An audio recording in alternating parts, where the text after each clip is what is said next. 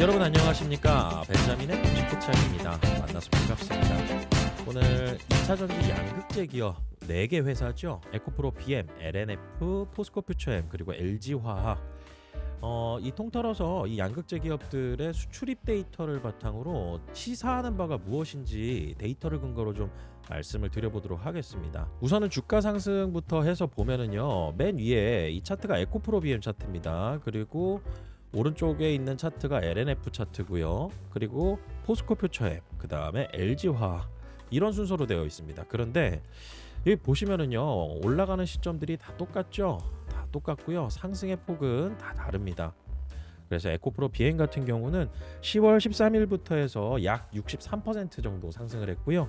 그 다음에 LNF 같은 경우는 109% 정도까지 상승했습니다.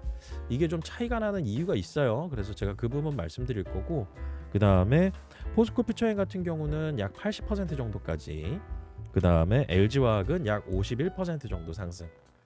그래서 상승의 폭은 다 다른데 여기에 있어서 공통적인 부분이 하나가 있죠. 바로 이 4개 회사 모두 삼원계 배터리, 여러분들 삼원계 배터리 이제는 모두 다 기억을 잘 하시고 숙지해 놓고 있는 그러한 대목이실 거예요. 뭐냐면은 삼원계 배터리 같은 경우는 우리나라 양극재 기업들이 2차 전지 시장의 화랑과 더불어서 계속 집중해 왔던 그런 양극재였잖아요. 왜냐하면은 에너지 밀도가 높고 1회 충전 시 주행 가는 거리가 긴 것 때문에 그런데 이게 한 가지 커다란 단점이 있었죠.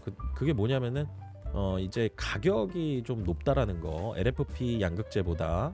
그래서 LFP 배터리를 탑재한 이런 저가형, 그 다음에 엔트리 모델의 어떤 전기차들의 판매가 결국 대중화를 먼저 이끌어갔다. 그래서 양극재 기업들, 국내 양극재 기업들이 너무 성능에만 치중을 하다 보니까 대중화에 대한 생각을 좀 놓치고 갔던 면이 있었다. 그래서 LFP 양극재 생산 라인 늘린다라는 거, 확대한다라는 거, 그 다음에 기존의 삼원계 배터리 양극재 이 라인도 또 전환한다라는 거, 많은 얘기를 들어보셨을 겁니다. 그런데 여기에서 LNF의 이 주가 상승률이 또 돋보였던 이유 같은 경우는 LFP 양극재의 전환, 이런 부분들이 또 빨랐었던 게 있었죠. 그런 이슈들이 있었고, 그 다음에 LG화솔과의 연결고리, 그 다음에 이 테슬라의 LFP 탑재한 배터리가 늘어나는, 그리고 그런 탑재한 배터리를 장착한 그런 전기차가 늘어나는 판매와 생산이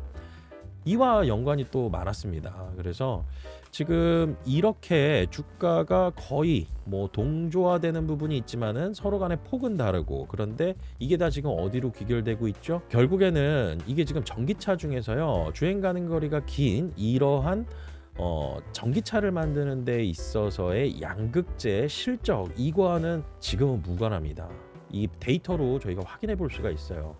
그래서 지금 주가 상승 같은 경우는 ESS 시장의 확대, 에너지 저장 장치, 그 다음에 저가형 모델, 전기차의 저가형 모델인 LFP 배터리를 탑재한 전기차, 이 전기차의 확대, 생산 라인 확대, 여기에 대한 기대감이다.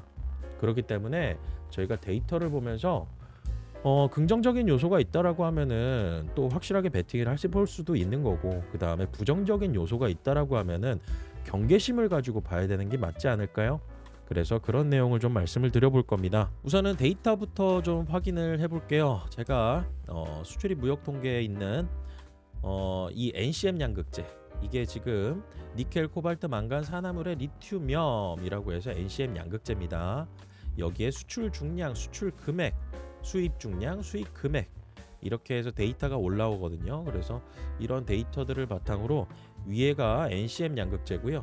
그 다음에 두 번째가 NCA 양극재, 그 다음에 마지막 세 번째, 이게 니켈, 코발트, 망간, 수산화물, 이게 NCM 전구체입니다. 전구체를 가지고 양극재를 만드는 거 여러분들 다 기억을 해 두셔야 됩니다. 그래서 다시 한번 말씀드리지만은 이 양극재 같은 경우는 주요 원재료가 뭔가요? 리튬이라고 생각하실 수도 있는데 더 높은 비중의 원재료는요, 바로 전구체입니다. 전고체 아닙니다. 전구체, 프리커서라고도 하죠. 그래서 이 전구체에 리튬을 이제 섞어서 소성 공정을 통해서 양극재가 나오게 되는 겁니다.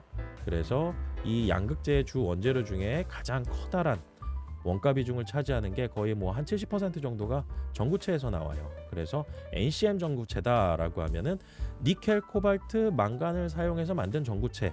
여기에 리튬은 탄산 리튬 쓰느냐? 아닙니다. 여기에는 수산화 리튬 써야 돼요. 수산화 리튬.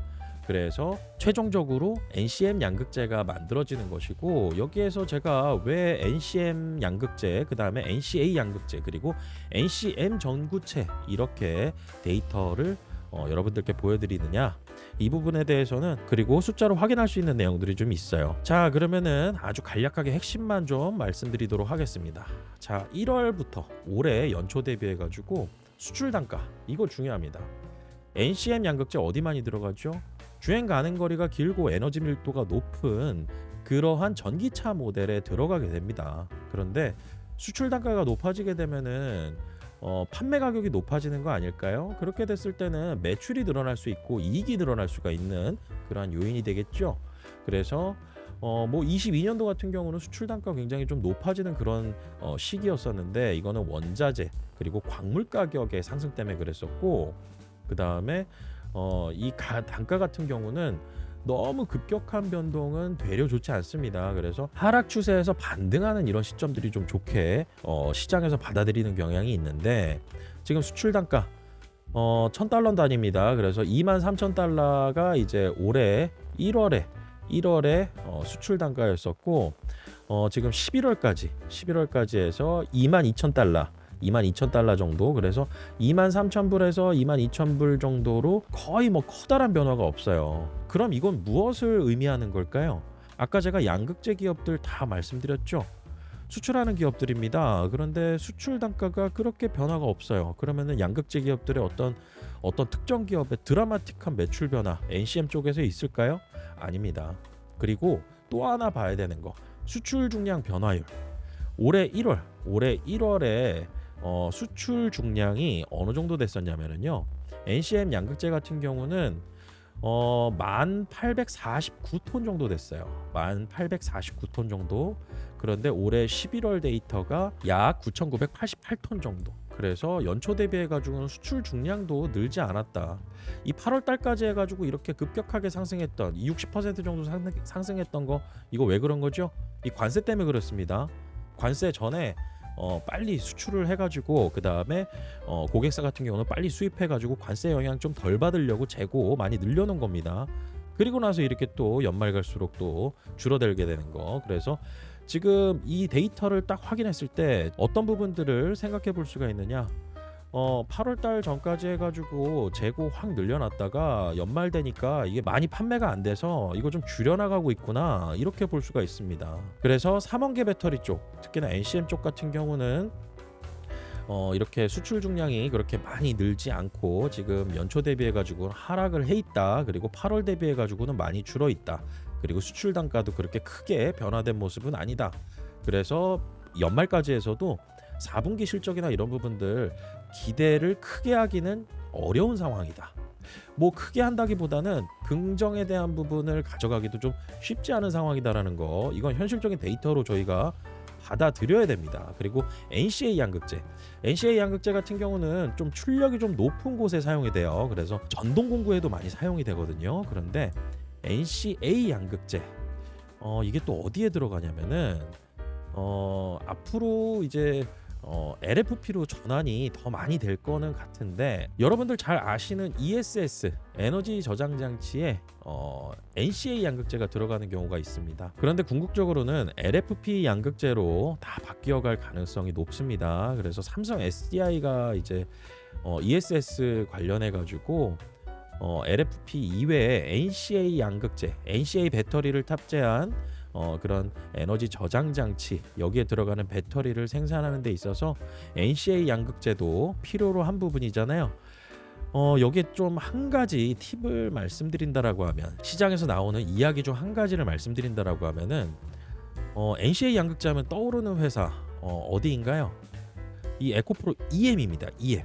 여러분들 이거 기억을 해두셔야 돼요. 에코프로 EM, 에코프로 BM이 아니에요. 에코프로 EM은 에코프로 BM하고요. 그 다음에 삼성 SDI, 6대 4로 합작법인 만든 게 바로 에코프로 EM입니다. EM. 제가 잘못 썼네요. EM입니다. 그러면은 에코프로 EM에서 NCA 양극재를 다 생산하는 거 아닌가? 이렇게 단편적으로 생각해 볼 수 있어요. 그런데 지금 이게 아니라고 합니다.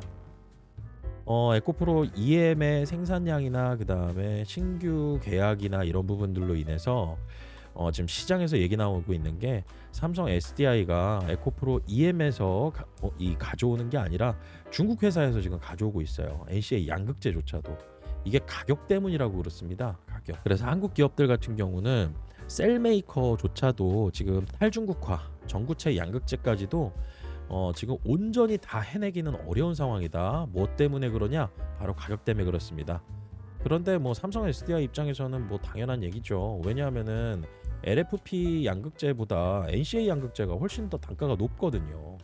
그런데 ESS 시장은 뭘로 이제 수주를 따낼 수 있죠? 바로 입찰입니다. 입찰. 성능도 중요한데 가격도 중요해요. 그렇기 때문에 NCA 양극재 같은 경우는 10월 달 그리고 11월 달 해서 수출 단가 그렇게 큰 변화는 없지만은 지금 수출 중량 같은 경우가 지금 변화가 조금 감지되는 부분이 있다. 이걸 좀 확인할 수가 있습니다. 그리고 전구체 같은 경우 NCM 전구체만 제가 지금 보여드리고는 있는데 NCM 전구체 같은 경우는 수출로 안 하고 수입 중량으로 제가 변화율을 여러분들께 지금 보여드리고 있어요. 이게 뭐냐면은 전구체는 여러분들 잘 아시는 에코프로 머티리얼즈가 있잖아요. 그리고 우리나라 기업들 중에서 생산 계파가 가장 높은 기업이고 많은 기업이고, 그런데 왜 수입 중량을 제가 여기에 기입을 하고 여러분들께 데이터를 보여드리고 있느냐?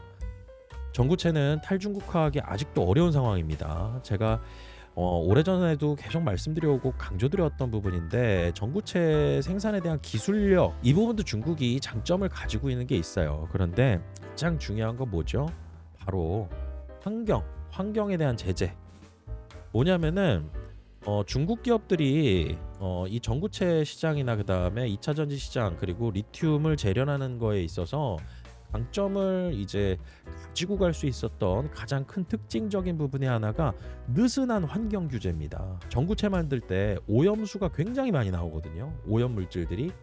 그런데 이 환경에 굉장히 유해한 물질들이 많이 나오게 되는데 중국은 그런 규제들을 느슨하게 했다라는 거죠. 그래서 이 처리 시설이나 이런 부분들이 잘 갖춰져 있지 않은 상황에서도 만들어서 그냥 팔면 된다라는 거. 그리고 중국 정부는 그거에 대해서 용인을 해주고 있다라는 거. 이것 때문에 가격 경쟁력을 가지고 갈 수가 있었어요. 그래서 제가 수입 중량이란 부분을 말씀을 드렸던 거고, 에코프로 머티리얼즈 같은 경우는 탈중국화, 다시 말해서 핵심 광물과 핵심 부품, 핵심 소재들, 이런 소재들에 있어서 탈중국화한 그런 물량이 수출이 될 때 그때 이제 수출 중량을 좀 봐야 될 텐데, 지금 NCM 전구체 같은 경우는 아직까지 그런 것을 볼 상황은 아니다. 한 2027년 정도 저희가 바라봐야 될 상황인 것 같습니다. 이 부분은 또 차차 말씀을 드릴 거고, 수입 중량 같은 경우는 연초 대비해 가지고 지금 아직도 이 줄어 있는 상황입니다. 그리고 수입 단가 같은 경우도 큰 폭의 변화는 보여지지 않고, 그래서 연초 대비해 가지고는 계속 이 하단에서 머물러 있다. 이게 뭔가요? NCM 전구체 많이 가져다가 수입해다가 양극재 만들고, 그 다음에 이 양극재가 들어간 배터리가 탑재된 그런 전기차가 생산이 되고, 그 다음에 그 생산된 전기차가 많아야 이 양극재 기업들도 돈을 좀 벌 수 있을 거 아니겠어요? 그래서 이런 상황들로 봤을 때 지금 2차 전지 양극재 기업들 실적으로 보면은 저희가 막연한 기대감 갖기에는 리스크 요인도 상당히 많이 있다. 그렇기 때문에 여러분들께서 이런 부분들을 좀 챙겨 보시면서 저 벤자민과 함께 소통할 수 있는 창구가 있습니다. 그래서 영상 이 설명란 보시면은요, 이 더보기 버튼 눌러 보시면은 제가 운영하는 채널이 딱 3개가 있어요. 우선은 첫 번째, 실시간 속보 뉴스, 그 다음에 공시 알림해 주는 거. 이게 제가 무료로 운영하는 채널이고요. 여기에는 알림만 나옵니다. 그래서 중요한 뉴스 기사하고 제가 프로그램을 써서 만든 이 공시, 주요한 공시들만 이제 필터링 해가지고 텔레그램 채널에서 알림을 드리는 거, 이거는 여러분들께서 무료로 확인을 하실 수가 있어요. 그런데 더 중요한 거는 어떤 종목을 살 것이냐, 어떤 종목을 매도할 것이냐, 그리고 비중 조절은 어떻게 할 것이냐, 추가로 매수 기회가 될 만한 종목은 어떤 게 있느냐, 이거는요 제가 따로 운영하는 플랫폼이 있습니다. 네이버에 네이버 프리미엄 컨텐츠라고 있어요. 벤자민의 공식 포착이라고 네이버에 검색하시면 이게 확인이 되실 겁니다. 그래서 여러분들께서 이렇게 들어오시게 되면은 저 벤자민과 운영진 소개, 그 다음에 저희가 실질적으로 어떻게 운영을 하고 있느냐, 시장 읽어야죠. 그리고 기업 분석하고, 그 다음에 분석한 종목들 중에서 이 종목은 매수해도 되겠다라고 하면은 매수 의견에 대한 언급을 드립니다. 그리고 이 종목들을 여러분들께서 확인하시고 투자를 어떻게 이어나갈까, 이런 부분들에 대한 방향성까지도 제시해드리면서 시장에 굉장히 중요한 핫 이슈들을 여러분들께서 파악하실 수가 있어요. 그래서 여러분들께서 제가 운영하는 벤자민의 공식 포착 네이버 플랫폼, 네이버 프리미엄 컨텐츠 확인하실 수 있는 방법은 링크도 걸어놨고요. 그 다음에 네이버에서 직접 검색하셔도 확인하실 수가 있습니다. 지금까지 총 317개 컨텐츠 올라와 있고요. 그 다음에 여기에 저희가 투자하고 있는 종목들, 그리고 현황이 어떤지 이런 부분들도 다 확인하실 수가 있으니까요. 앞으로 저 벤자민과 함께 정보 공유 잘 하시고요. 좋은 투자 수익 기회 잘 만들어 가시길 바라겠습니다. 오늘 영상 마치겠습니다. 구독과 좋아요는 큰 힘이 됩니다. 벤자민이었습니다.